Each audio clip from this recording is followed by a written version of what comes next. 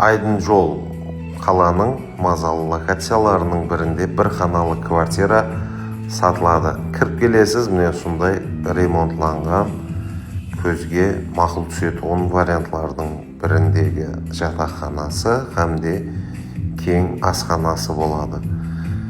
3-ші этажда жайласқан бір қаналы квартира. Бағасын келісіп сөйлесіп бер жіберемен, мақұл келгендер байланысқа шықсын дейді. Ескі Айдын-жол базары, қазіргі спорт комплекс сондай жерде жайласқан квартира.